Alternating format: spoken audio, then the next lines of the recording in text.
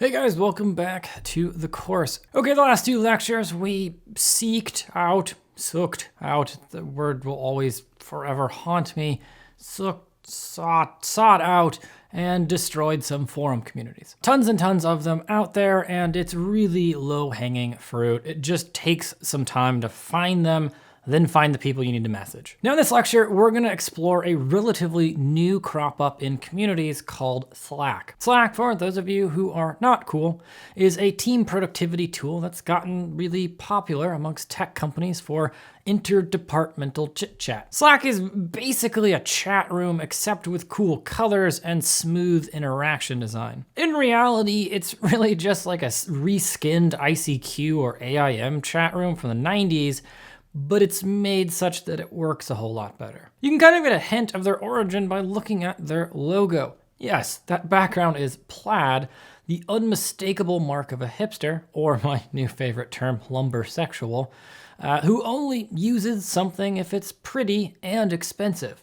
Check and check. Anyway, what Slack wasn't predicting was the online revival of free communities using their platform for water cooler talking. And well, here we are getting ready to use those same communities to sell our stuff. So the first place to look for a Slack community that might fit your space is to simply Google any of the keywords you were previously using plus slack.com. If that doesn't really work out for you, try .slack.com instead. That sometimes works. And if neither of those work, then we can use one of 2 or 3 community lists. First, there is a slacklist.info. It, well, as you can guess, lists Slacks. Yes, I know, real original. If you can't find what you're looking for on that website, then I've listed in the resources some Medium and Inc.com posts that have attempted to essentially one-up each other in terms of how many Slack groups can we list. One of them is listed like 400, so you can probably find one. I've also linked to some ultimate lists that only have 200. So it's fair to say that it's ultimate more in the way that Frisbee can be ultimate. Slack is currently newish, so the ease at which you can find communities on it is pretty limited. Later on, you guys take this course, maybe there's a search engine for Slack groups, but right now it's pretty limited. Oh, and also, side point, we're not even sure if the company wants people to be using their system like this. Anyway, brush that off, grab a handful off of the community posts or slacklist.info, or just through Googling the ones you think will actually work, and then join them. If you haven't used Slack before, well, now is the time to try. Go to slack.com and you just install it. It's really one of the easier things ever to install, but it takes maybe an hour or two to get used to how to use all of its features and how to talk correctly. Slack works on your phone, it works on your browser, it works on your desktop, it works on your iPad, and of course, it also works on your Palm Pilot. Once you're in it, it sort of looks like this. You can see it on the screen.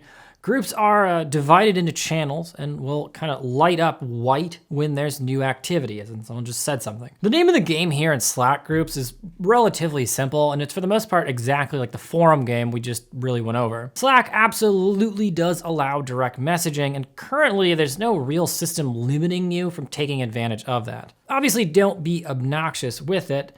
Try watching discussions, and when you identify people that you think are actually worthwhile, then reach out to them. Please God, do not just go and message every single person in a group. You'll get banned very quickly. Again, use the same techniques we talked about before, ask for feedback, or again, try to take something they said and build off of it. Now, alternatively, yes, you can join in on the conversation, but be aware that these conversations are pretty ephemeral. People see them and then they get buried pretty quickly in the feed. So it's not enough to do essentially a drive-by post and post one thing and then just leave.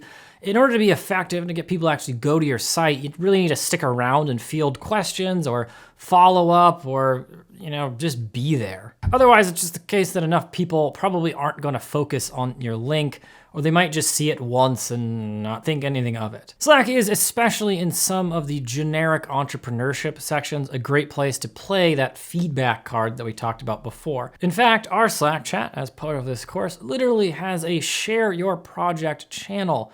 Go ahead, That's where you share your project. In the other communities, if there's a channel labeled something like feedback or help or questions, then you're generally good to go and post in there saying what you've done, why, and then ask for feedback on your thing. Again, don't just post 1 sentence, 2 sentences, give some background, explain what you're struggling with, say something interesting. If the community you're looking at doesn't have something like this, then just be a little more careful. If you're gonna post in something that's not designated for feedback or sharing what you're doing, it definitely helps to preface your post with something like, not sure if this is the right place to post this, and potentially at the end, even ask if, hey, is there a better place to post this? Again, we trick people with vulnerability. In general with Slack, just because of the way the chat dynamics work, try to keep your post short. 3 to 4 sentences are pretty much ideal. Anything over 3 to 4 sentences, and you're gonna be taken for kind of like a ranter, not as many people will read it, they'll see it's long and just skip it. Okay, that really just about wraps up Slack chats. They're really just a new form of a forum, but because they're free form and real time, there are a lot of opportunities to get in and get your information out there. I strongly suggest you take some time to feel out the groups just a little bit and to contribute to the discussions just a little bit before you post. For instance, if you know you're gonna be posting in, say, like the hashtag random channel, then try to join a conversation with some of the more frequent talkers of that channel. Those people are more likely than not going to be the first responders when you post something about your business or about your product, so make sure they've actually seen you once. They don't think you just joined, posted, and then left. And by all means, under no circumstances should you ever write at everyone or at channel or at here in your post. What that does is it blasts literally everyone in the channel, and it will result in the gods being very, very angry at you. I'm pretty sure that the incorrect usage of at everyone is exactly how black holes are formed. Check it out, it's a fact.